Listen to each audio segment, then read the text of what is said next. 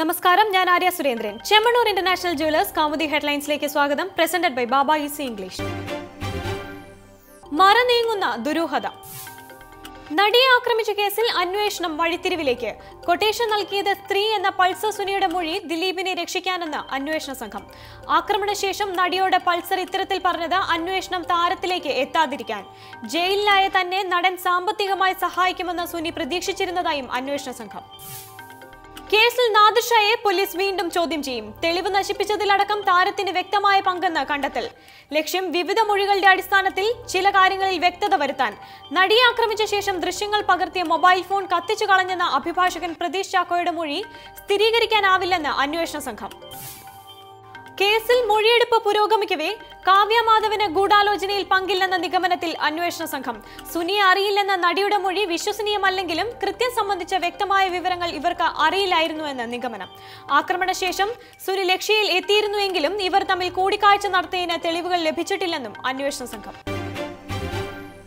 മദനിക്ക് നീതി. മദനി കേസിൽ കർണാടക സർക്കാരിന് രൂക്ഷ വിമർശനവുമായി സുപ്രീം കോടതി.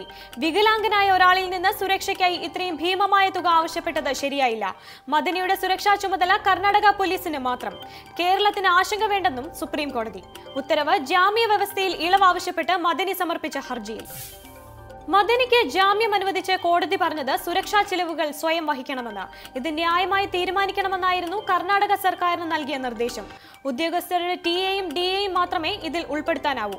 ഇത് എത്രയെന്ന് നാളെ അറിയിക്കണമെന്നും ഉത്തരവിനെ വില കുറച്ച് കാണരുതെന്നും സുപ്രീം കോടതി. കുരുക്കിലായ കുതിര കച്ചവടം. കോൺഗ്രസിന് കുരുക്കായി കർണാടക മന്ത്രി DK ശിവകുമാറിന്റെ വസതികളിൽ ആദായ നികുതി വകുപ്പ് റെയ്ഡിന് തുടർച്ച. ഗുജറാത്തിലെ രാജ്യസഭാ തിരഞ്ഞെടുപ്പിൽ കൂറുമാറ്റം തടയാൻ കോടികൾ ഒഴുക്കുന്നുവെന്ന ആക്ഷേപത്തിന്റെ കുരുക്കിൽ കോൺഗ്രസ്. ഊർജ്ജമന്ത്രിയായ DK ശിവകുമാറിന്റെ വസതികളിൽ നിന്ന് ഇന്നലെ മാത്രം ആദായ നികുതി റെയ്ഡിൽ പിടിച്ചത് 10.13 കോടി രൂപ. MLA-മാരെ BJP ചാക്കിട്ട് പിടിക്കുന്നത് തടയാൻ ഗുജറാത്തിൽ നിന്ന് ബംഗളൂരുവിലേക്ക് കടത്തിയത് 44 കോൺഗ്രസ് MLA-മാരെ.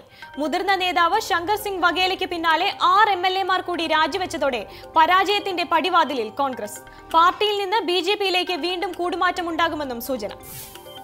ഓഗസ്റ്റ് 8 നടക്കുന്ന തിരഞ്ഞെടുപ്പ് ഗുജറാത്തിൽ ഒഴിവുള്ള 3 രാജ്യസഭാ സീറ്റിലേക്ക്. അമിത് ഷായ്ക്കും സ്മൃതി ഇറാനിക്കും ജയം ഉറപ്പായ ഗുജറാത്തിൽ കോൺഗ്രസ് സ്ഥാനാർത്ഥി അഹമ്മദ് പട്ടേലിനെ ജയിപ്പിക്കുക എന്നത് കോൺഗ്രസിന് അഭിമാന പ്രശ്നം.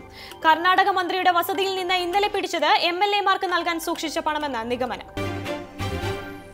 പണിമുടക്കിന് കടുത്ത പണി. ശമ്പള പ്രതിസന്ധിക്ക് പിന്നാലെ പണിമുടക്കിയ ജീവനക്കാരെ കൂട്ടസ്ഥലം മാറ്റം നടത്തി KSRTC. സ്ഥലമാറ്റ നടപടി ഇന്നലത്തെ പണിമുടക്കിൽ പങ്കെടുത്ത എറണാകുളം, കൊട്ടാരക്കര, കരുനാഗപ്പള്ളി ഡിപ്പോകളിലെ AITUC BMS ജീവനക്കാർക്കെതിരെ.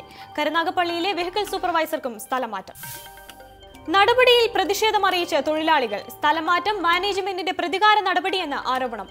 പണിമുടക്കിന് മുൻകൂർ നോട്ടീസ് നൽകിയിരുന്നുവെന്നും ഇപ്പോഴത്തെ ഉത്തരവ് അംഗീകരിക്കാനാവില്ലെന്നും AITUC. ഉപരോധത്തിൽ ഒപ്പുവെച്ച്.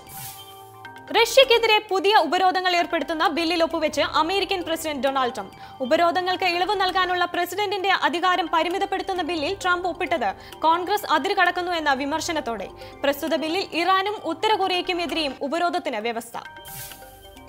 അമേരിക്കൻ കോൺഗ്രസിന്റെ നീക്കം റഷ്യയുമായും വ്ളാഡിമിർ പുടിനുമായും മികച്ച ബന്ധം കെട്ടിപ്പടുക്കാനുള്ള ട്രംപിന്റെ ശ്രമങ്ങൾക്കിടെ. പുതിയ ഭരണകൂടവുമായി ബന്ധം മെച്ചപ്പെടുത്താമെന്ന പ്രതീക്ഷ അവസാനിച്ചെന്ന് മോസ്കോയും അമേരിക്ക വാണിജ്യയുദ്ധം പ്രഖ്യാപിച്ചെന്ന് റഷ്യൻ പ്രധാനമന്ത്രി ദിമിത്രി മെദ്വദേവും. Chemmannur international jewellers Kaumudi headline സമാപിക്കുന്നു. Presented by Baba easy English. അടുത്ത ഹെഡ്ലൈൻസ് 1 മണിക്കൂറിന് ശേഷം. നമസ്കാരം.